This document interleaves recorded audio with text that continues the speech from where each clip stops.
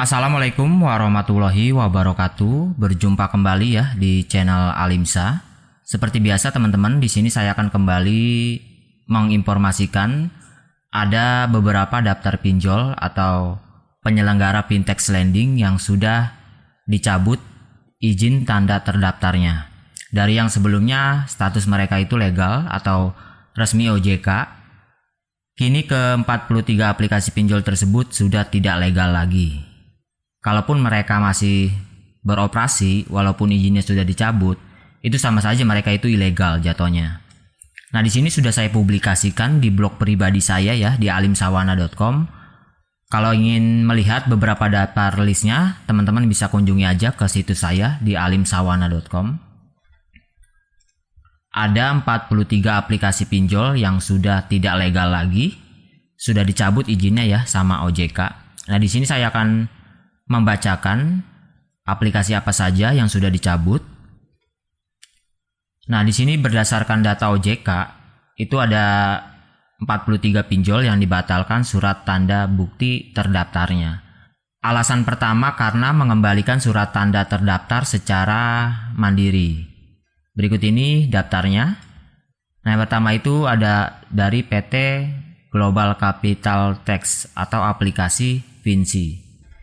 Nah, yang kedua ada PT Gerakan Digital Akselerasi Indonesia atau aplikasi Pinjamkan. Lalu yang ketiga ada PT Maslahat Indonesia Mandiri atau aplikasi B-Salam. Ini aplikasi pinjol syariah ya. Keempat ada PT Arga Berkah Sejahtera atau aplikasi Arga Pro. Kelima ada PT Berkah Kelola Dana atau aplikasi Kaspia. Keenam ada PT Danon Digital Nusantara atau aplikasi Danon.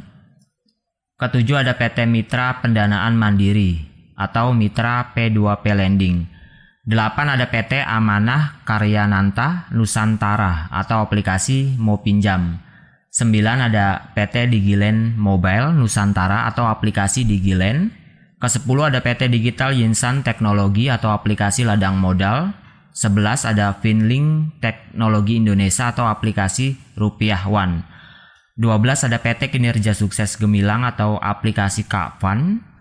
13 ada PT Pendanaan Gotong Royong atau aplikasi Pinjam di Sini. 14 ada PT Newland Fintech Indonesia atau aplikasi Prosperity.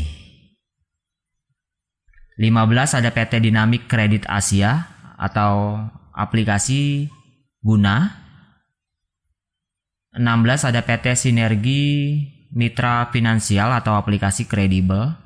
Ke-17 ada PT Digital Bertahan Indonesia atau aplikasi Pasar Pinjam.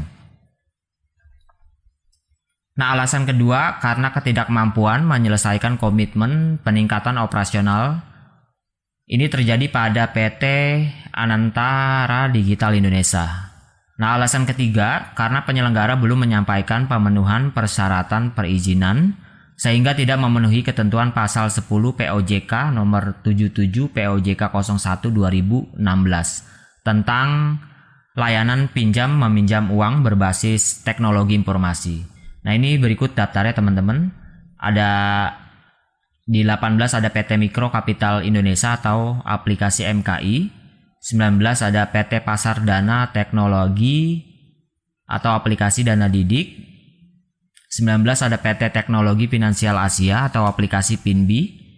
20 ada PT Arta Simo Indonesia atau aplikasi Cankul. Lalu yang alasan keempat itu karena ketidakmampuan penyelenggara meneruskan kegiatan operasional. Berikut ini daftarnya.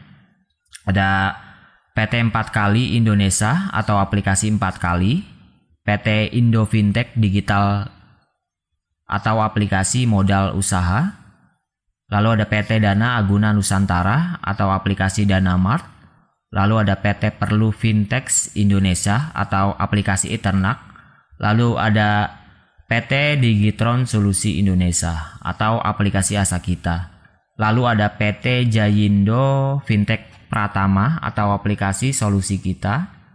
Lalu ada PT Satrio Jaya Persada, nama aplikasinya Triplus. Lalu ada PT Teknologi Indonesia Sentosa, nama aplikasinya OneHop. Lalu ada PT PAM Finansial Teknologi atau aplikasinya Kontanku. Lalu ada PT Koko Digital Teknologi, nama aplikasinya Kotakoin. Lalu ada PT Evian Teknologi Indonesia, nama aplikasinya Optima. Lalu ada PT Smart Karya Digital atau Finanku. Lalu ada PT 7 Mandiri Sejahtera, aplikasinya Vestia. Lalu ada PT Berkah Fintech Syariah atau aplikasinya Fintech Syariah. Lalu ada PT Pundiku Mitra Sejahtera, aplikasi Pundiku. Lalu ada PT Serba Digital Teknologi atau aplikasi Pinjamindo. Lalu ada PT Solusi Bijak Indonesia atau aplikasi Saku Ceria. Lalu ada PT Prima Fintech Indonesia atau Teman Prima, nama aplikasinya. Lalu ada PT Oke Pitop Indonesia atau Oke P2P.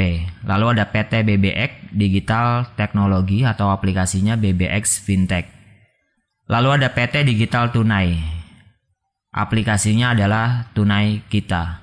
Lalu di terakhir di 43 nih ya, ada PT Capital Boots Indonesia atau Capital Boots.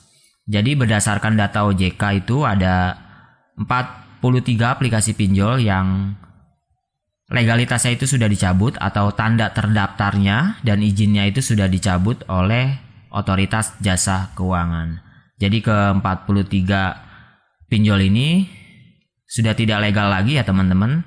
Kalaupun mereka masih beroperasi walaupun statusnya sudah dicabut, yaitu mereka sama saja ilegal.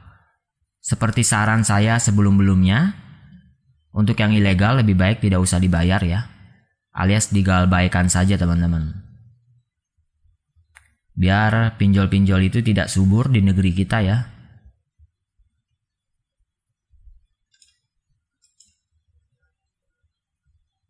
Nah, untuk melihat beberapa daftar listnya, teman-teman bisa kunjungi ke blog saya. Nanti akan saya cantumkan alamat linknya di deskripsi. Oke, mungkin itu saja ya video singkat yang bisa saya berikan kali ini ke teman-teman. Semoga informasi singkat ini bisa memberikan manfaat dan sampai jumpa di pembahasan pinjol lainnya. Wassalamualaikum warahmatullahi wabarakatuh.